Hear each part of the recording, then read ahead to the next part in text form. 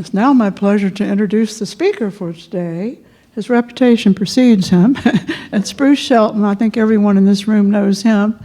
And he has blessed the people here in this church for many, many years, in many, many ways, in front of the scenes, behind the scenes, on top of the roof, whatever he happened to be doing at the time, right? And he serves as our senior pastor, and he's on our pastoral council,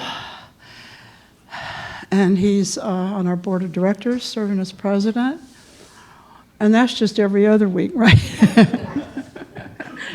So he plays a lot of roles. I was joking with Mary this morning, because I had to be sure I had this tambourine for when we did Day by Day, and we were doing a lot of different things. I said, maybe I should just put it like this, and I won't lose it, and then you'll know I'm coming, put a bell around my neck. So that would be Bruce. He's always carrying all his satchels and music and stuff coming in here, and he always has a heart full and a soul full of something to share with us.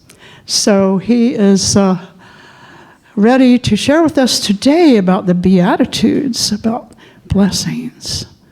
So with no further ado, let's give him a warm welcome. I think he's ready. Thank you so much. I'm so pleased to have this opportunity to talk to you this morning. And as is my tradition, which really helps me when I give talks here, is to ask you to help me with the talk. I always like to start my talks by asking for your help. So if we can all just be silent just for a few moments, and let's all feel the presence of God in this room. And let's affirm that God will use me as his minister this morning to say the words that will be of the most help to you and most inspiring.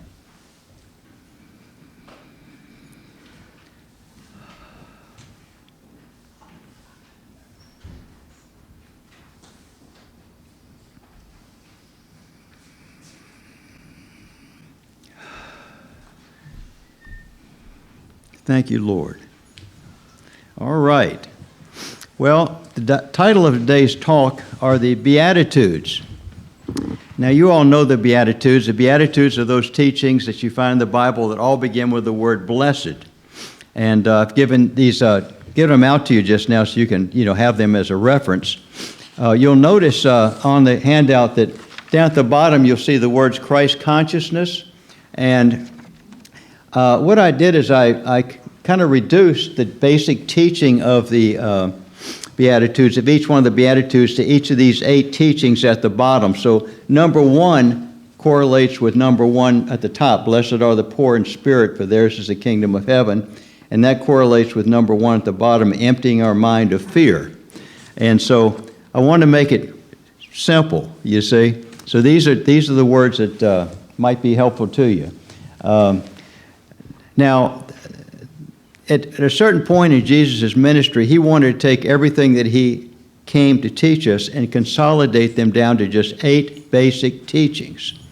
And the Beatitudes are to the teachings of Jesus what the 10 Commandments are to the teachings of Moses, and what the Eightfold Path is to the teachings of the Buddha.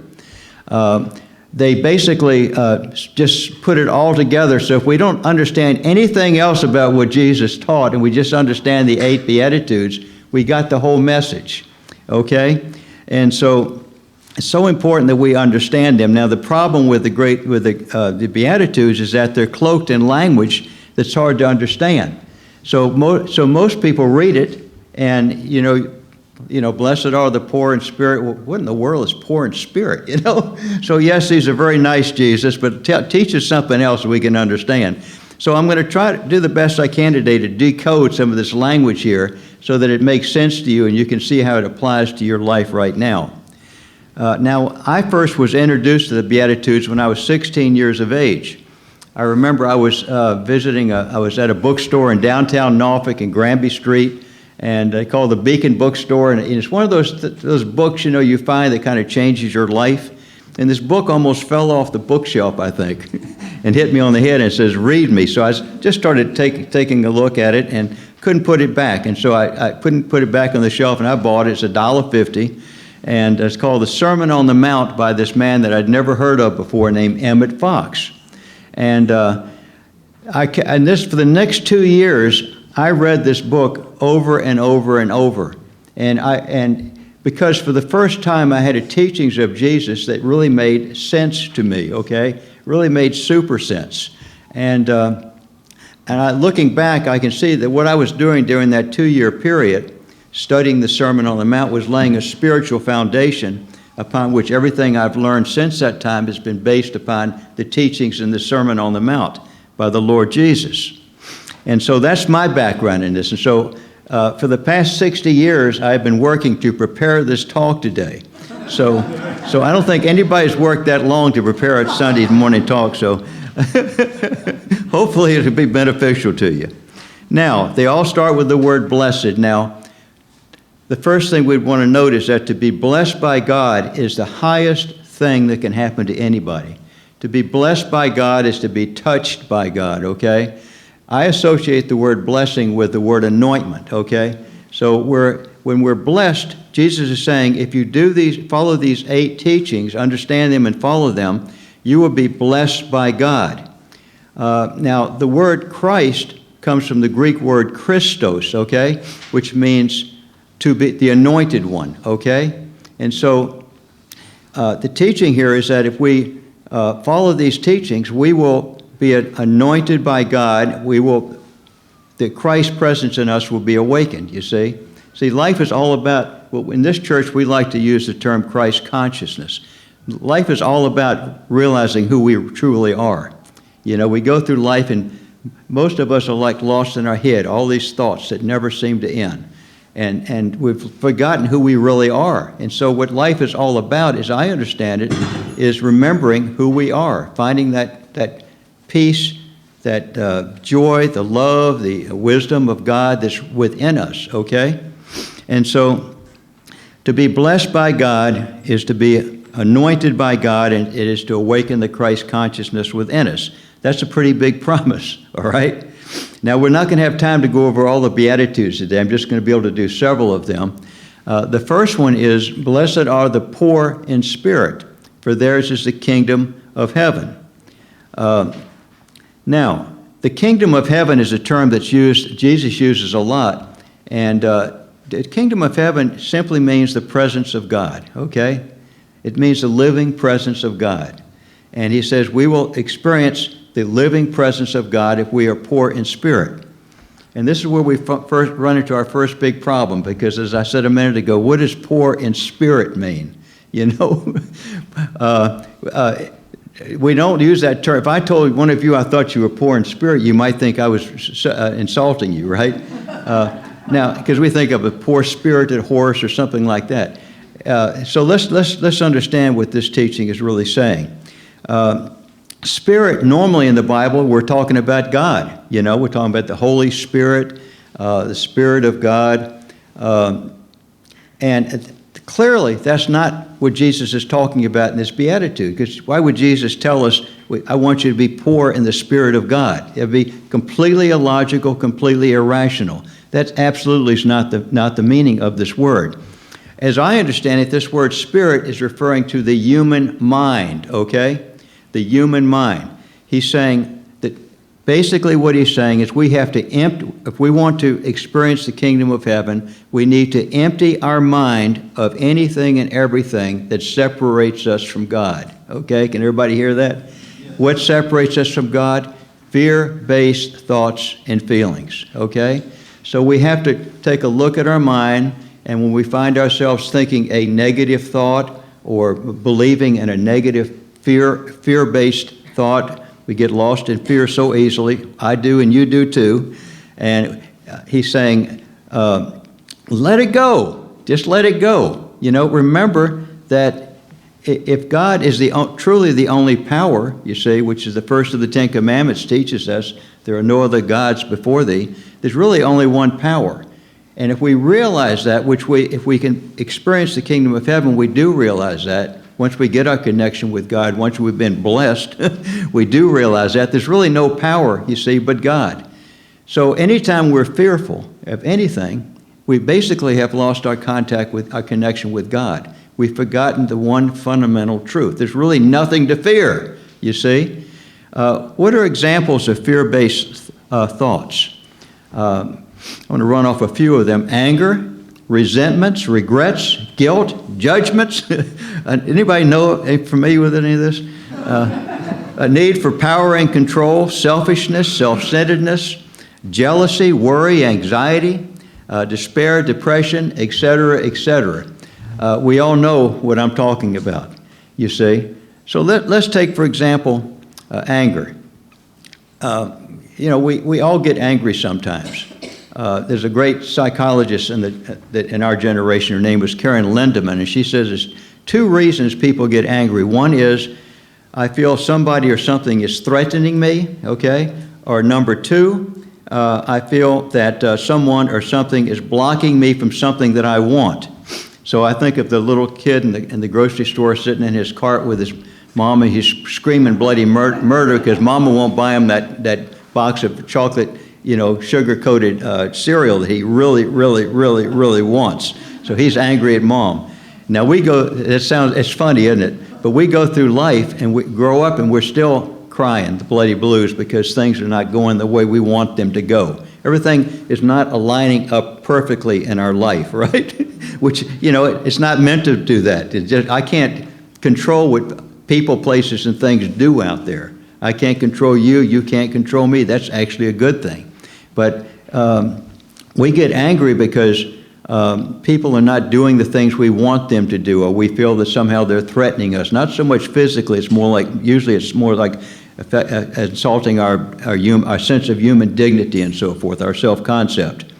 So the point is, anger is not serving us. Low-level anger is one thing, but I'm talking about the type of anger where we get angry at somebody and we don't let it go. There's an old saying that when we have a resentment towards somebody, that we are allowing that person to rent space in our head, in our mind. You see?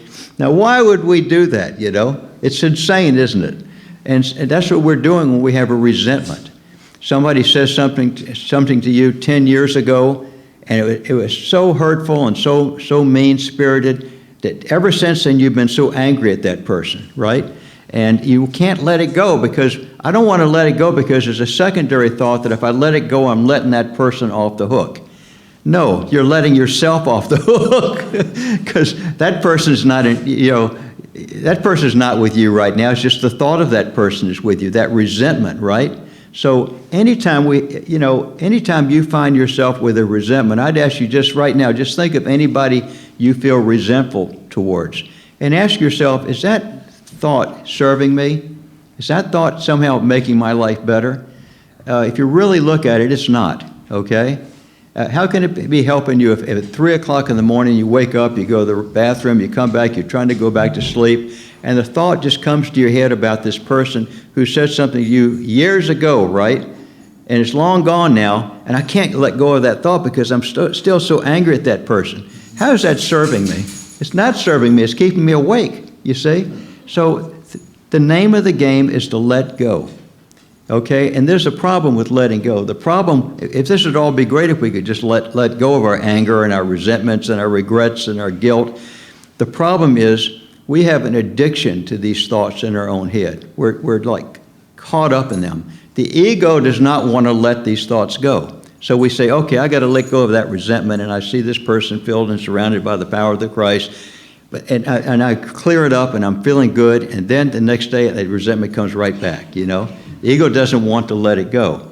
But this is the thing. Every time I do practice forgiveness and I practice letting go of a resentment, every time I do it, that resentment in my own mind, you see, as a thinking pattern, is no longer being reinforced now.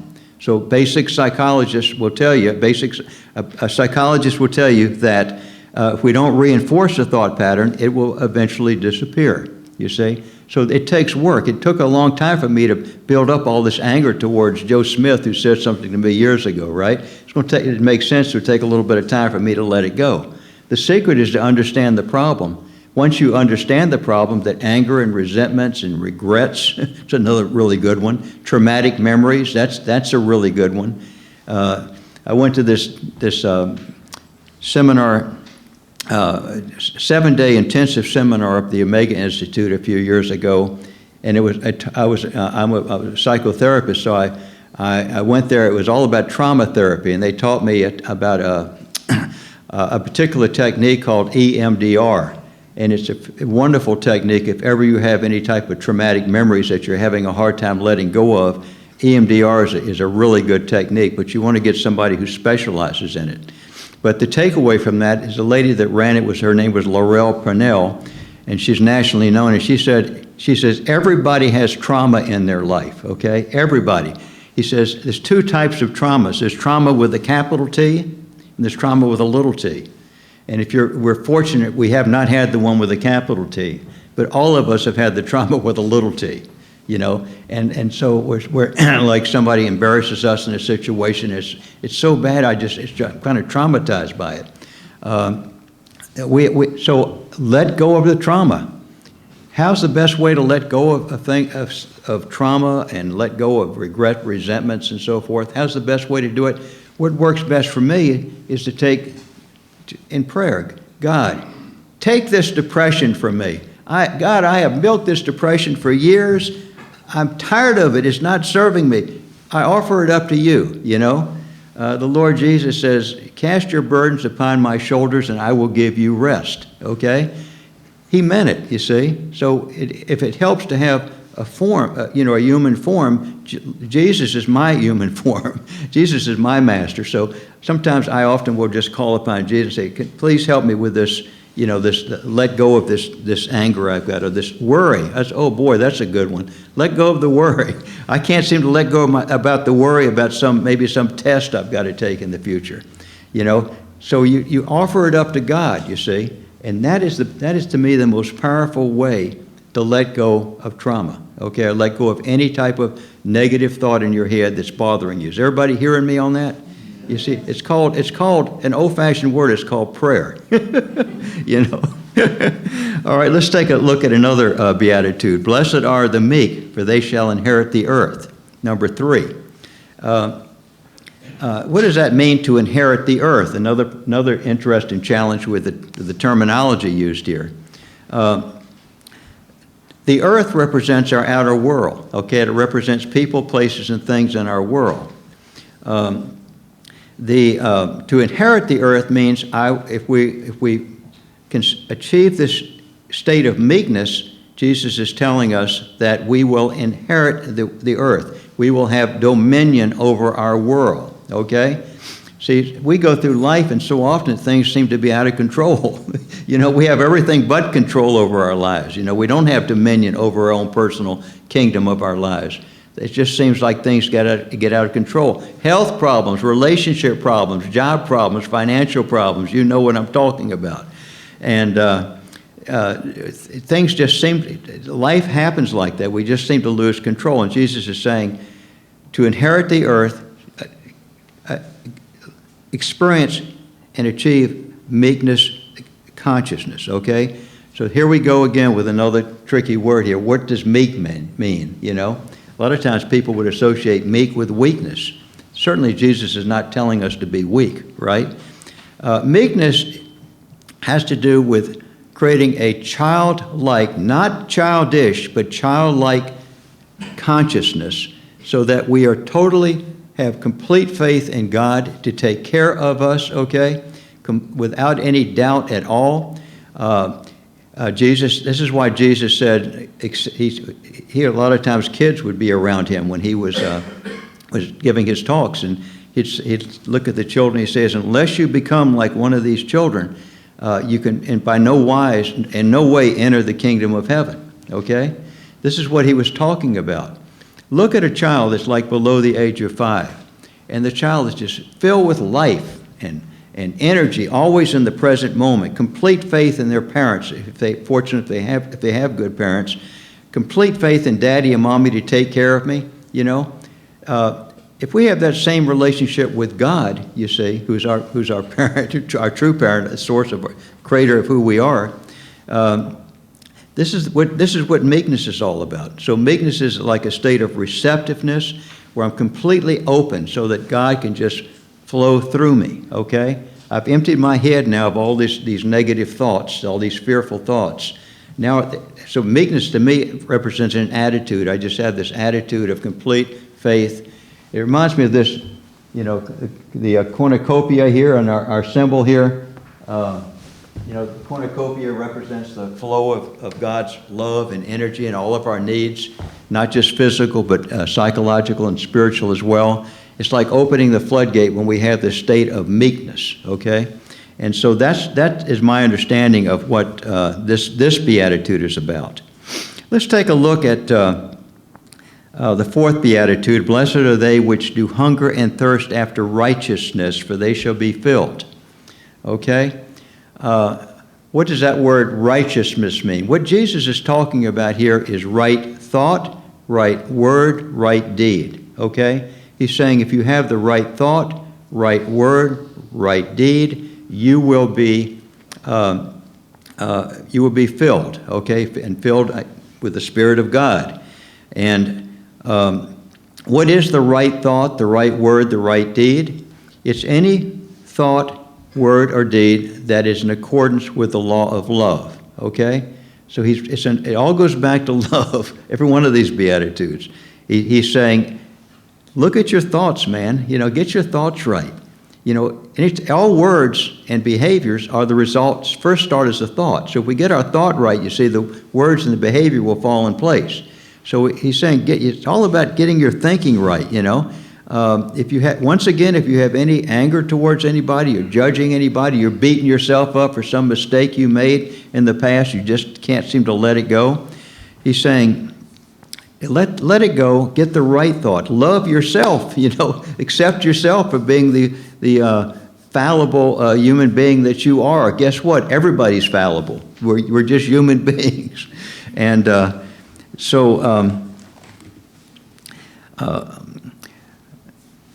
when I think of, he says, now he doesn't say you have to always have the right thought. He just says, hunger and thirst for it. Seek it. Just do your best, So when I think of this, I think, what does that mean, hunger and thirst?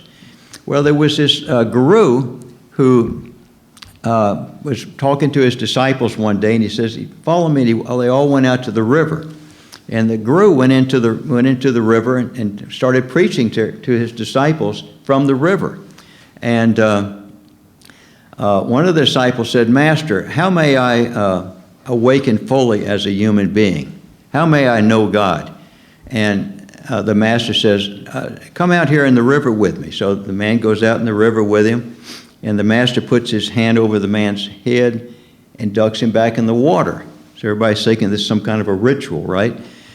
And he holds the guy in the water, and he holds the guy in the water, and everybody's looking hard, and the guy starts slashing his hand, and the people on the shore say, Master, Master, let him up, he's going to drown. And then finally, the master let him up, and the guy came up gasping for air. And the master says, when you want God as much as you want that next breath of air, that's when you'll find God. Isn't that something? It's a great teaching, isn't it? You know what makes us want God more than anything else? Is suffering.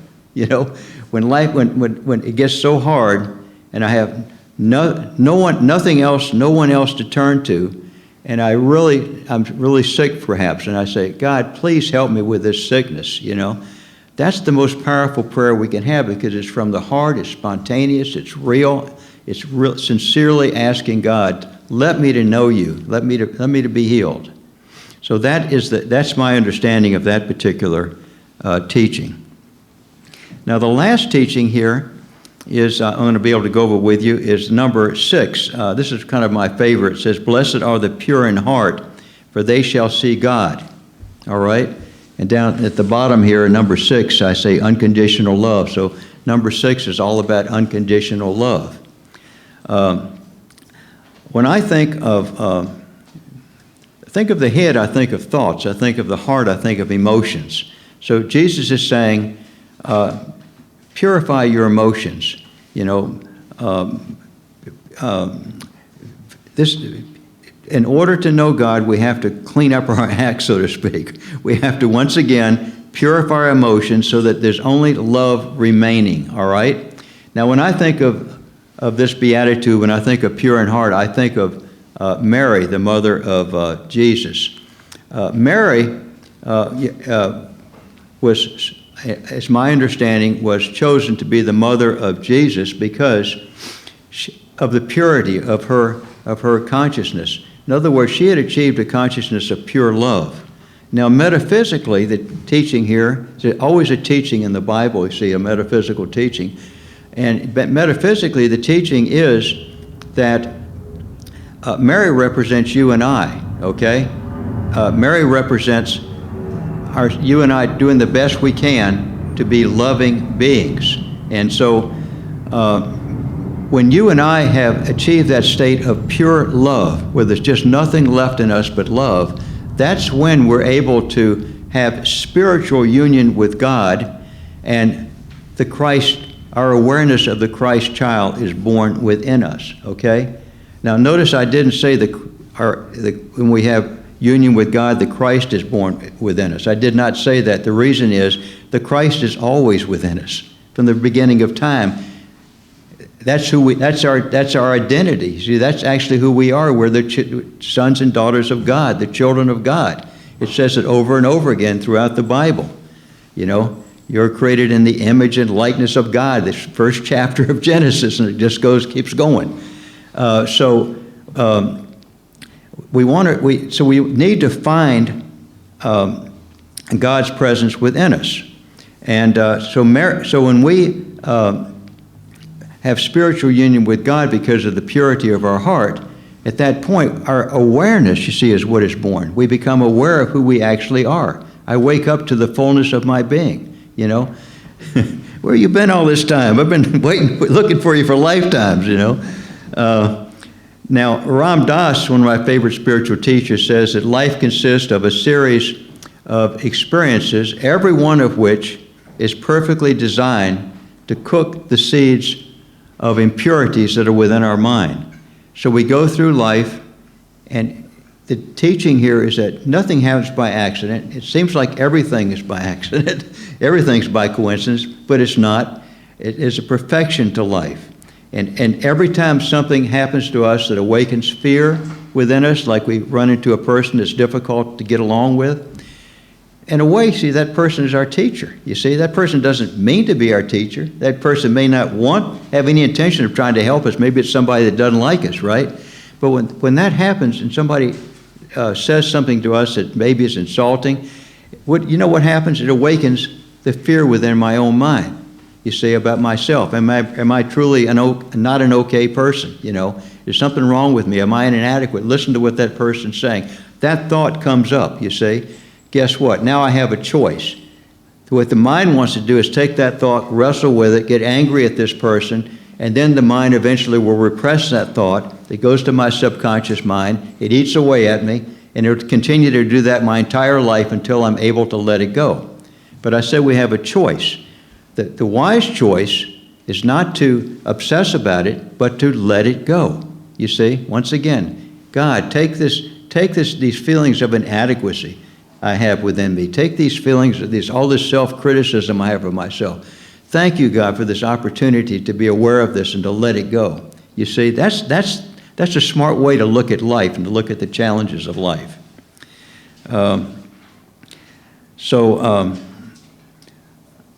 Let's see here. The last thing I want to do is just share with you a reading from Eckhart Tolle. It's one paragraph from his book, The Power of Now. What's it like to actually awaken to who we are? What's that like? And Eckhart Tolle, in the introduction to The Power of Now, which came out in 1979, he was 27 years of age. Up to that point, he'd had a really rough life, and he was saying he was feeling very depressed, you know, to the point I kept having these suicidal thoughts. He was a student, he was a graduate student at Oxford University, I believe, but he was losing it, you know. And then one day, he says, one night when it was like darker than all the other nights, he was sitting in bed and he had this thought, I can't stand to live with myself any longer. And then he paused for a second and says, that's kind of a curious thought. Who is I and who is myself? Is there two of us inside, you see? And with that thought, he says he remembers this. He felt like he was in bed, felt like this vortex of energy. He felt himself being drawn into it. And from that point, he couldn't remember what happened next. But the next day, this is what he experienced when he woke up. He says, I was awakened by the chirping of a bird outside the window. I had never heard such a sound before. My eyes were still closed, and I saw the images of a precious diamond. Yes, if a diamond could make a sound like this is what it would sound like. I opened my eyes. The first light of dawn was filtering through the curtains. Without any thought, I felt I knew that there is definitely more to life than we realize. That soft luminosity filtering through the curtains was love itself. Tears came into my eyes. I got up and walked around the room. I recognized the room, and yet I knew that I had never truly seen it before. Everything was fresh and pristine, as if it had just come into existence. I picked up things, a pencil, an empty bottle, marveling at the beauty and aliveness of it all. That day I walked around the city in utter amazement at the miracle of life on earth, as if I had just been born into the world. Now the Beatitude, we went over a moment ago, blessed are the pure in heart, for they shall see God. You see, what happened was he had this awakening experience, which he continued to have to this day, and he saw God. He saw reality. He saw the omnipresence of God that's within everything. Right now in this room, you see, God is filling this room. All we have to do is, and which we're all doing right now, is opening our hearts, you see, and allowing God to fill us and to touch us and to heal us. And we're seeing, when we do this, all of a sudden things start looking more beautiful, you know. And this is what happened with Eckhart Tolle. And this is what's going to happen to you and myself as well when we enter into the New Jerusalem. Thank you.